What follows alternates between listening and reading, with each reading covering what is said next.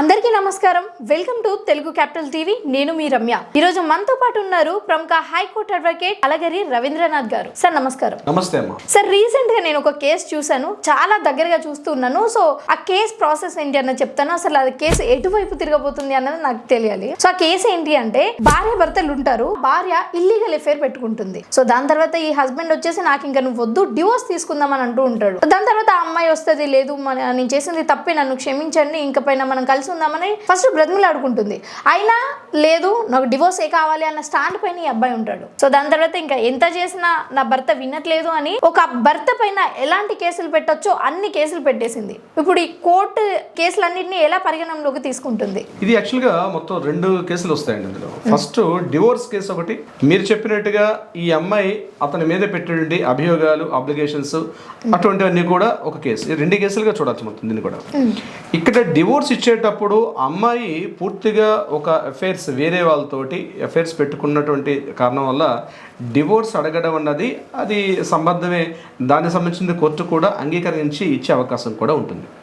ఇక్కడ మీరు అడిగిన క్వశ్చన్లో ఏంటంటే, ఈ అమ్మాయి డివోర్స్ తీసుకోవడానికి ఇష్టపడలేదు, కానీ ఆబ్లిగేషన్స్ అబ్బాయి మీద ప్రపోజ్ పెడుతుంది. అంటే డీవీసీ కావచ్చు, లేకపోతే ఇతరత్ర ఆ అబ్బాయి మీద ఆబ్లిగేషన్స్, హెరాస్మెంట్స్ అన్ని కూడా పెడుతుంది. ఈ 2 కేసులు ఇక్కడ హెరాస్మెంట్స్ పెట్టేటప్పుడు ఇప్పుడు రీసెంట్గా వచ్చినట్టు సుప్రీంకోర్టు యొక్క ఉత్తర్వుల మేరకు ఏంటంటే, హెరాస్మెంట్ అనేది ఇంతకుముందు డీవీసీ పెట్టేటప్పుడు అమ్మాయి ఏదైతే గృహహింస చట్టం ప్రకారం పెడుతుందో, ఏదైతే 498 ఏదైతే పెడుతున్నారో, ఇంతకుముందు బంధువులు, మిత్రులు, అంటే ఆ యొక్క మొత్తం వాళ్ళ ఫ్యామిలీ మెంబర్స్ అందరినీ కూడా అందులో పాయింట్అవుట్ చేశారు. కానీ దీని మీద సుప్రీంకోర్టు రీసెంట్గా ఒక 4 days బ్యాక్ ఇచ్చినటువంటి జడ్జిమెంట్ ప్రకారం ఏం చెప్తున్నారంటే, కేవలం వాళ్ళ బంధువుల్ని ఇందులో పాయింట్అవుట్ చేయకూడదు. అంటే దీనికి వాళ్ళు చూస్తూ కూడా ఒక ఢిల్లీ హైకోర్టు విషయం తీర్పిచ్చారు. అంటే ఆ అమ్మాయి మీద గొడవలు పడుతున్నప్పుడు చూసి కూడా వీళ్ళు స్పందించకుండా ఉండిపోయారు. సో స్పందించకపోవడం తప్పు, ఇది నేరం కాదు అని చెప్పి ఒక సందర్భంలో ఢిల్లీ హైకోర్టు క్లియర్గా ఒక తీర్పు ఇవ్వడం జరిగింది. అంటే బంధువులు, సోదరులు, సహోదరులు వీళ్ళందరినీ కూడా పాయింట్అవుట్ చేస్తూ 498లో ఏదైతే తీసుకుంటున్నారో ఇది రాంగ్ అని చెప్తున్నారు. ఇక రెండో పాయింట్ ఏమవుతుంది, హెరాస్మెంట్ యాక్ట్. హెరాస్మెంట్ ఎప్పుడు వస్తుంది? ఈ అమ్మాయి ఈ రకంగా తిరిగారు కాబట్టి, ఈ అమ్మాయి తిరిగింది కాబట్టి ఆ అబ్బాయి చేశాడు. ఇది వెరీ ఇంట్రెస్టింగ్ క్వశ్చన్. ఎందుకు చెప్తానంటే, రీసెంట్గా దీని మీద సుప్రీంకోర్టు మీద వచ్చిన ఒక తీర్పు మీద చెప్తున్నాను. ఎలక్ట్రానిక్ గాడ్జెట్స్ అంటే మొబైల్ కావచ్చు, అంటే ఆ అమ్మాయి వేరే వాళ్ళతో తిరుగుతుంది, ఆ అమ్మాయి వేరే వాళ్ళతో రిలేషన్షిప్ పెట్టుకుంది అంటే ప్రూవ్ చేయాలి. ప్రూవ్ చేయాలంటే ఎలా చేయాలి? ఖచ్చితంగా ఆ యొక్క ఎలక్ట్రానిక్ డివైస్ అన్నీ కూడా ఇక్కడ ఆధారం చూపించాలి, సాక్షి ఆధారం చూపించాలి. అయితే రీసెంట్గా ఒక కేసులో సుప్రీంకోర్టు ఏం చెప్తుందంటే తీర్పు, ఏవైతే ఎలక్ట్రానిక్ గాడ్జెట్స్ అంటే ఇప్పుడు సపోజ్ ఒక మొబైల్ ఫోన్ ద్వారా భార్య యొక్క ఫోన్ నుంచి వేరే వాళ్ళకి కాల్స్ వెళ్తున్న సమక్షంలో దానిని ఆ ఫోన్ని తీసుకొని అవి స్క్రీన్ షాట్గా ఉపయోగించి కోర్టులో ప్రొడ్యూస్ చేయడం కరెక్టా కాదా? This is very key point. దీని మీద సుప్రీంకోర్టు గైడ్లైన్స్ ఏం చెప్తుంటే, ఇదే తప్పు అని చెప్తుంది. ఎలక్ట్రానిక్ గాడ్జెట్స్ ద్వారా, ముఖ్యంగా ఇటువంటి డివోర్సెస్ కేసు సంబంధించి ఎలక్ట్రానిక్ గాడ్జెట్స్ ద్వారా, అంటే ల్యాప్టాప్ కావచ్చు, మొబైల్ కావచ్చు, లేకపోతే మనం వాడుతున్న ట్యాబ్ కావచ్చు, ఈ యొక్క సాధనాల ద్వారా అంటే వాటిని తీసుకొచ్చి ఇక్కడ ప్రూవ్ చేయించి, ఇదిగో ఇతను తిరిగాడు కాబట్టి, లేకపోతే ఈ అమ్మాయి తిరిగింది కాబట్టి నాకు డివోర్స్ ఇప్పించమని చెప్పడం అనేది తప్పు అని చెప్తుంది సుప్రీంకోర్టు కొన్ని సందర్భాల్లో. నేను ఆ విషయంలో ఎలా చెప్తున్నానంటే, ఇప్పుడు ఒక డివైస్ మీరు వాడుతున్నారు, ఆ డివైస్ ఎవరిది? That is yours device. So me permission లేకుండా మీ ఫోన్ యొక్క ఆ ప్రైవేట్లో ఉన్నటువంటి ఫొటోస్ కావచ్చు, మెయిల్స్ కావచ్చు, డాక్యుమెంట్స్ కావచ్చు, ఏదైనా నేను తీసుకోవడం అంది మీ యొక్క ఆర్టికల్ 19 ప్రకారం మీ యొక్క వ్యక్తిగత స్వేచ్ఛ, మీ యొక్క వ్యక్తిగత స్వాతంత్రానికి విరుద్ధంగా ఉంది. కాబట్టి ఎలక్ట్రానిక్ గాడ్జెట్ సబ్మిట్ చేసేటప్పుడు నేను మీ ఫోన్ నుంచి కానీ నేను తీసుకోవాలంటే డెఫినెట్గా ఆ ఫోన్ డివైస్ నెంబర్ ఏంటి, ఆ డివైస్ ఎవరు వాడుతున్నారో, ఆ డివైస్ మీరు వాడుతున్నట్టుగా మీరు డిక్లరేషన్ ఇస్తే తప్ప అటువంటి డాక్యుమెంట్ కోర్టులో ప్రూఫ్ కాదు అని రీసెంట్గా ఒక కేసుకు సంబంధించి సుప్రీంకోర్టు చెప్పడం కూడా జరిగింది. అంటే వెరీ రీసెంట్గా చెప్పడం జరిగింది.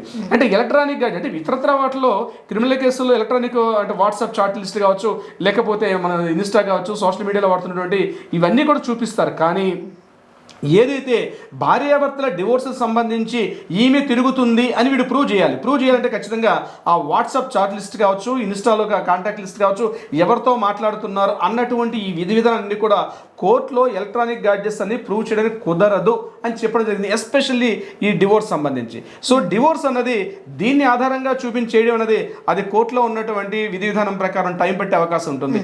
ఇది కాకుండా ఇతర వేరే కారణాలు చూపించగలిగితే, అంటే డివైస్లు, సీడీలు, పెన్ డ్రైవ్లు ఏమైనా ఎక్కడో తెలియకుండా అనాథరైజ్డ్గా వాళ్ళు తిరుగుతున్నటువంటి క్యాప్చర్ చేసిన ఫొటోస్ పలానా వాళ్ళతో తిరుగుతుంది నా భార్య అని చెప్పి వీడు క్యాప్చర్ చేసిన కాల్ రికార్డింగ్స్ కావచ్చు, వీడియో ఫుటేజ్ కావచ్చు, ఏం తిరిగితే ఒక వ్యక్తికి తెలియకుండా ఆ యొక్క వ్యక్తి యొక్క ప్రైవేట్ని పూర్తిగా మనం క్యాప్చర్ చేయడం అనేది పూర్తిగా చట్ట వ్యతిరేకం.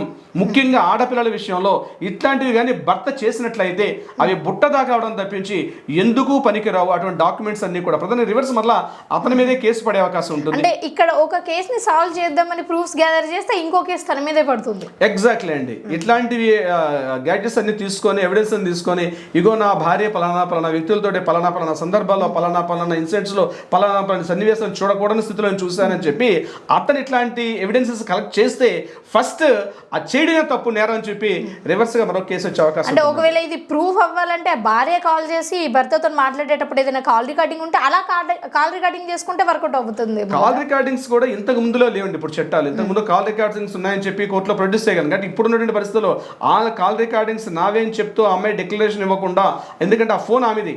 ఇప్పుడు ఒకరు వాడుతున్న ఫోన్ మీద పూర్తి రైట్స్ వాళ్ళకు ఉంటాయి. నా ప్రైవేట్ డివైస్ నాది, నా ఫోన్ డివైస్ మీద వేరే వాళ్ళకి రైట్, నా ఫోన్కి తెలియకుండా నా ఫోన్లో ఉన్నటువంటి డేటా మొత్తం తస్కరించడం కావచ్చు, అది మళ్ళీ అదొక యాక్ట్. అది ఆ యాక్ట్ ప్రకారం మళ్ళీ తప్పు వచ్చే అవకాశం ఉంటుంది. సో ఇది డెఫినెట్గా రాంగ్ గైడెన్స్కి వెళ్ళే అవకాశం ఉంటుంది. కాబట్టి భర్తలకు ముఖ్యంగా నేను చెప్పేది ఇదేంటంటే ఎవరైనా అటువంటి ప్రయత్నాలు చేస్తే మాత్రం ముందు విరమించుకునే ప్రయత్నం చేయండి, లేకపోతే తిరిగి ఉల్టా మీ మీదే కేసు పడే అవకాశం ఉంటుంది.